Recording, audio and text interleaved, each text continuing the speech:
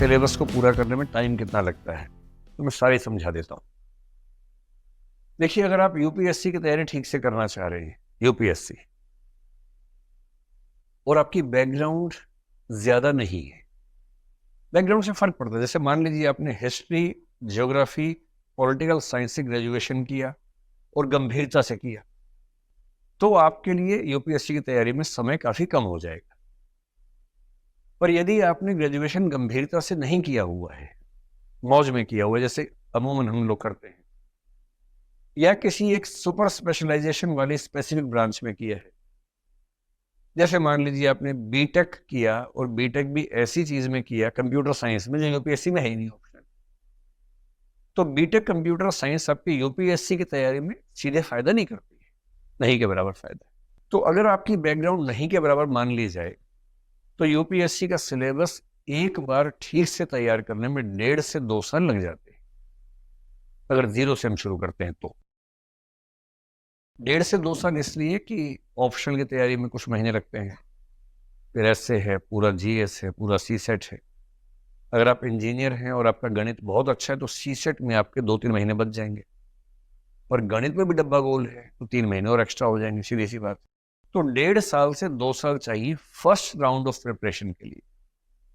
उसके बाद आपकी रिवीजन प्रैक्टिस, जिसमें 6 महीने मेरे ख्याल से कम चाहिए।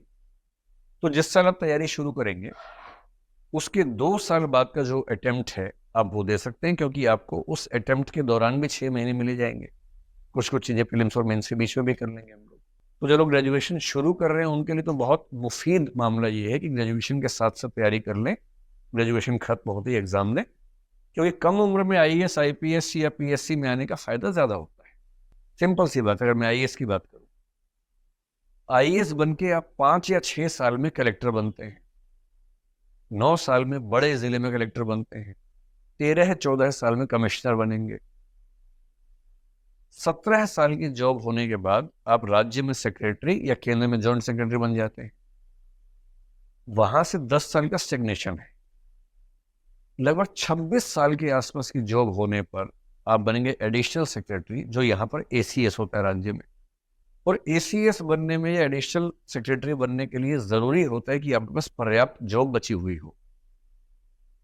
लगभग 30वें साल में आपको सेक्रेटरी बनने का ऑप्शन मिलता है केंद्र में। सेक्रेटरी का मतलब पूरी मिनिस्ट्री का ब्यूरोक्रेटिक हेड, जो बहुत बड़ा पद है। और आईएएस बनने में मजा उसी पद में है बेसिकली। और सेक्रेटरी बनने की शर्त क्या है? सेक्रेटरी के लिए एम्पैनलमेंट उसी का होगा जिसके पास कम से कम 2 साल की सर्विस बची हुई है। मोटी सी बात, जिस दिन आप सर्विस में जाएं, यदि आपके पास कम से कम 33-34 साल की सर्विस नहीं है, तो आप सेक्रेटरी पद का सुख आमतौर पर नहीं उठा पाएंगे। और सेक्रेटरी बने और बनते रिटायर हो गए, उसमें क्या मजा है? बन के 3-4 साल रहना भी चाहिए। तो मजा तब है जब आपके पास कम से कम 36 साल की सर्विस हाथ में हो। 60 में रिटायर हो जाते हैं, तो 24 साल में अगर आप सिविल सर्वेंट बन गए हैं, तो आप इस नौकरी का वो अधिकतम सुख उठा पाएंगे जो जिसके लिए लोग जाना चाहते हैं। और अगर आप अच्छा काम करते हैं तो क्या है कि सेक्रेटरी बनेंगे, पर यदि आप काम ठीक कर रहे हैं तो आपके रिटायरमेंट से पहले आपको एक्सटेंशन 2-3 साल का मिल सकता है। फिर आप 62 तक, 63 तक काम करेंगे।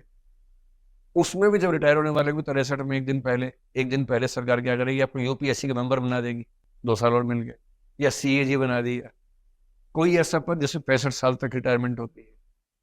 पर ये सारे सुख उनको मिलेंगे जो 24 साल, मैक्सिमम 25 साल तक ज्वाइन कर लेंगे मसूरी में आईएएस की नौकरी।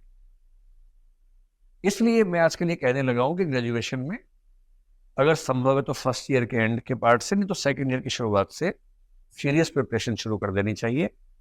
और 2 साल आपको ग्रेजुएशन के साथ साथ ही मिल जाएंगे, तो ग्रेजुएशन खत्म होते ही आप तैयार हैं। और यदि आपकी उम्र 21 हो गई है, आमतौर पर ग्रेजुएशन 3 साल का जब करते हैं तो 20 में खत्म हो जाता है ग्रेजुएशन, तो 1 साल बचता है उसके बाद, अगर आप शुरू से सही टाइम पे चल रहे हैं तो। अगर 20 में ग्रेजुएशन हुआ और आपकी तैयारी एक बार हो गई है, तो 20 से 21 वाला जो 1 साल है उसमें revision, practice, answer writing skills, वो सब करना है। और 21 की उम्र होते ही सीधे दहाड़ते हुए यूपीएससी के अंदर जाना है और सीधे वहां से मसूरी की यात्रा पर निकल जाना है। हर साल ऐसे कुछ लोग होते हैं। पहला अटेम्प्ट, अभी इसी बार एक बच्चा है 136वें रैंक पे आया है, 22 साल का है, सेकेंड अटेम्प्ट है, आईएएस, प्रॉपर आईएएस में आ गया। पिछले साल एग्जाम दिया था, सिलेक्शन नहीं हुआ था 21 में, मतलब 21 का होने वाला था तब एग्जाम दिया था उसने, क्योंकि 21 के आप है या नहीं इसका फैसला 1 अगस्त को होता है। जिस साल आप एग्जाम देंगे उस साल की 1 अगस्त को आप 21 के हैं या नहीं है, इस बात से फैसला होता है। तो डेट ऑफ बर्थ अगस्त के आगे होने और पीछे होने से बहुत फर्क पड़ जाता है।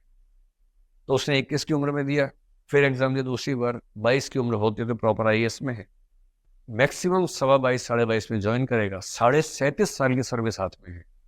और 37.5 साल की सर्विस का मतलब है कि अगर सर्विस ठीक रही, बीच में दिक्कत नहीं कोई आई, तो कम से कम 7 साल केंद्र सरकार में सेक्रेटरी का पद मिलने वाला है। और जो 7 साल सेक्रेटरी बनते हैं उनमें से कुछ लोग बड़े सेक्रेटरी, होम सेक्रेटरी जैसे होता है, फाइनेंस सेक्रेटरी जैसे होता है, वो पद मिलते हैं। वो पद भगवान के पद नंबर 2 पे वही पद आते हैं, इतने बड़े पद होते हैं। जैसे होम सेक्रेटरी के मैं आपको थोड़ा समझाऊं, होम सेक्रेटरी आईएएस होता है। अब उसका काम है पूरे देश की कानून व्यवस्था का ध्यान रखना।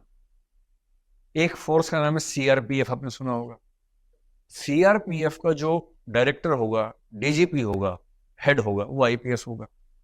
सीआईएसएफ उसका हेड आईपीएस होगा, बीएसएफ उसका हेड आईपीएस होगा, एसएसबी उसका हेड आईपीएस होगा, सीबीआई उसका हेड आईपीएस होगा, एनआईए उसका हेड आईपीएस होगा, आईबी उसका हेड आईपीएस होगा। इन सब का हेड होम सेक्रेटरी है। आप वो रैंक समझिए मैं इसकी बात कर रहा हूं। जो व्यक्ति इन सारी ऑर्गेनाइजेशंस की रिपोर्टिंग लेता हो और इन सब के माध्यम से इंश्योर करता हो कि देश सुरक्षित रहे,